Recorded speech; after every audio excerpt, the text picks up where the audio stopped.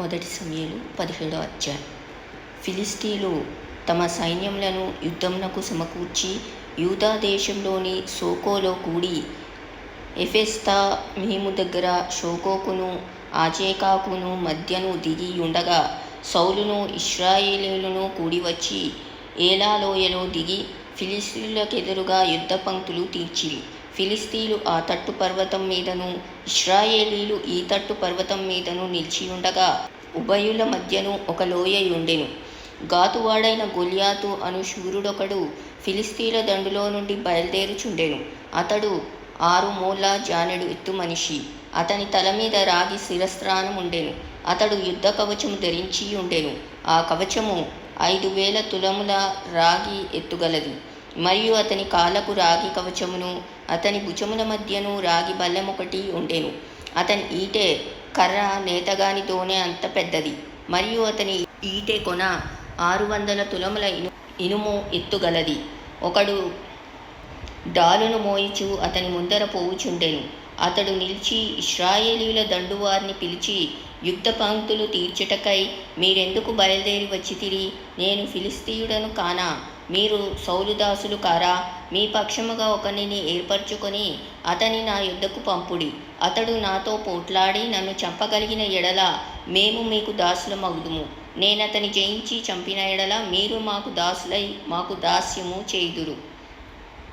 ఈ దినమున నేను ఇశ్రాయేలీయుల సైన్యములను తిరస్కరించుచున్నాను. ఒకని నియమించిన ఎడల వాడును నేనును పోట్లాడుదుమని ఆ ఫిలిష్తీయుడు చెప్పుచూ వచ్చెను. సౌలును ఇశ్రాయేలీయులందరూ ఆ ఫిలిష్తీయుని మాటలు వినినప్పుడు బహు భీతులైరి. దావీదు యూదా బెత్లెహేము వాడగు ఎఫ్రాతీయుడైన యెషయి అనువాని కుమారుడు. యెషయికి 80 కుమారులుండిరి. అతడు సౌలు కాలమందు జనులలో ముసలివాడై ఉండెను. అయితే యెషయి యొక్క 3 పెద్ద కుమారులు యుద్ధమునకు సౌలు వెంటను పోయి ఉండిరి. యుద్ధమునకు పోయిన అతని 3 కుమారుల పేర్లు ఏవనగా, జ్యేష్ఠుడు ఎలియాబు, రెండవవాడు అబీనాదాబు, మూడవవాడు షమ్మా. దావీదు కనిష్ఠుడు. పెద్దవారైన 3 సౌలు వెంటను పోయి ఉండిరి గాని, దావీదు బెత్లెహేములో తన తండ్రి గొర్రెలను మేపుచూ సౌలు నొద్దకు తిరిగిపోవుచూ వచ్చుచూ నుండెను. ఆ ఫిలిష్తీయుడు ఉదయంనను సాయంత్రమునను బయలుదేరుచు 40 దినములు తన్ను తాను అగుపరుచుకొనుచూ వచ్చెను. యెషయి తన కుమారుడైన దావీదును పిలిచి, నీ సహోదరుల కొరకు వేయించిన ఈ గోధుమలలో 1 తూమెడును ఈ 10 రొట్టెలను తీసుకొని దండులోనున్న నీ సహోదరుల దగ్గరకు త్వరగా పొమ్ము. మరియు ఈ 10 జున్నుగడ్డలు తీసుకొని పోయి వారి సహస్రాధిపతికి ఇమ్ము. నీ సహోదరుల క్షేమంగా ఉన్నారో లేదో సంగతి తెలుసుకొని వారి యొద్ద నుండి ఆనవాలొకటి తీసుకొని రమ్మని చెప్పి పంపివేసెను. సౌలును వారును ఇశ్రాయేలీయులందరూ ఏలా లోయలో ఫిలిష్తీయులతో యుద్ధము చేయుచుండగా, దావీదు ఉదయమున లేచి ఒక కాపరికి గొర్రెలను అప్పగించి ఆ వస్తువులను తీసుకొని యెషయి తనకిచ్చిన ఆజ్ఞ చొప్పున ప్రయాణమైపోయెను. అయితే అతడు కందకమునకు వచ్చినప్పటికీ వారును వీరును పంక్తులుగా తీరి జయము జయమని అరుచుచు యుద్ధమునకు సాగుచుండిరి. సైన్యము సైన్యమునకు ఎదురై ఇశ్రాయేలీయులను ఫిలిష్తీయులను యుద్ధ సన్నద్ధులై బయలుదేరుచుండిరి. దావీదు తాను తెచ్చిన వస్తువులను సామాగ్రిని కనిపెట్టు అని వశం చేసి పరుగెత్తిపోయి సైన్యంలో చొచ్చి కుశల ప్రశ్నలు తన సహోదరులను అడిగెను. అతడు వారితో మాట్లాడుచుండగా, గాతు ఫిలిష్తీయుడైన గొల్యాతు అను శూరుడు ఫిలిష్తీయుల సైన్యంలో నుండి వచ్చి పై చెప్పిన మాటల చొప్పున పలుకగా దావీదు వినెను. ఇశ్రాయేలీయులందరూ ఆ మనిషిని చూచి మిక్కిలి భయపడి వాని ఎదుట నుండి పారిపోగా, ఇశ్రాయేలీయులలో ఒకడు వచ్చుచున్న ఆ మనిషిని చూచితిరే, నిజముగా ఇశ్రాయేలీయులను తిరస్కరించుటకై వాడు బయలుదేరుచున్నాడు. వానిని చంపిన వానికి రాజు బహుగా ఐశ్వర్యం కలుగజేసి తన కుమార్తెనిచ్చి పెళ్లి చేసి వాని తండ్రి ఇంటి వారిని ఇశ్రాయేలీయులలో స్వతంత్రులుగా చేయుననగా, దావీదు జీవం గల దేవుని సైన్యమును తిరస్కరించుటకు ఈ సున్నతి లేని ఫిలిష్తీయుడు ఎంతటివాడు? వాని చంపి ఇశ్రాయేలీయులలో నుండి ఈ నింద తొలగించిన వానికి బహుమతి ఏమని తన యొద్ద నిలిచిన వారిని అడుగగా, జనులు వాని చంపిన వానికి టిట్లు చేయబడునని అతనికి ఉత్తరమిచ్చిరి. అతడు వారితో మాట్లాడునది అతని పెద్దయన్నగు ఎలియాబునకు వినబడగా, ఎలియాబునకు దావీదు మీద కోపము వచ్చి అతనితో, నీవెక్కడికి ఎందుకు వచ్చితివి? అరణ్యంలోని ఆ చిన్న గొర్రెల మందను ఎవరి వశం చేస్తివి? నీ గర్వమును నీ హృదయపు చెడుతనమును నేనెరుగుదును.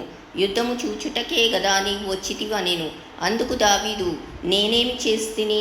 మాట మాత్రం పలికితినని చెప్పి అతని యొద్ద నుండి తొలగి తిరిగి మరి ఒకని ఆ ప్రకారమే అడుగగా జనులు వానికి అదే ప్రకారం ప్రత్యుత్తరమిచ్చిరి. దావీదు చెప్పిన మాటలు నలుగురికి తెలియగా జనులు ఆ సంగతి సౌలుతో తెలియచెప్పిరి గనుక అతడు దావీదును పిలువనంపెను. ఈ ఫిలిష్తీయుని బట్టి ఎవరి మనసును కృంగనిమిత్తము లేదు. మీ దాసుడనైన నేను వానితో పోట్లాడుదునని దావీదు సౌలుతో అనగా, సౌలు, ఈ ఫిలిష్తీయుని ఎదుర్కొని వానితో పోట్లాడుటకు నీకు బలము చాలదు, నీవు బాలుడవు. వాడు బాల్యం నుండి యుద్ధాభ్యాసం చేసిన వాడని దావీదుతో అనెను.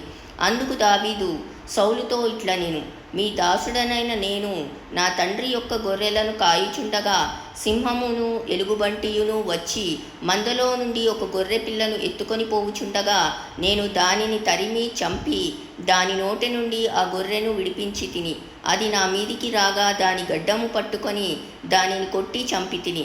మీ దాసుడనైన నేను ఆ సింహమును ఎలుగుబంటిని చంపితినే.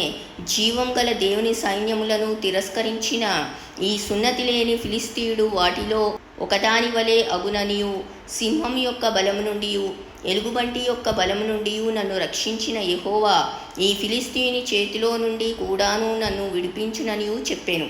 అందుకు సౌలు, పొమ్ము, యెహోవా నీకు తోడుగా ఉండునుగాక అని దావీదుతో అనెను. పిమ్మట సౌలు తన యుద్ధ వస్త్రములను దావీదునకు ధరింపచేసి రాగి శిరస్త్రాణమొకటి అతనికి కట్టి యుద్ధ కవచం తొడిగించెను.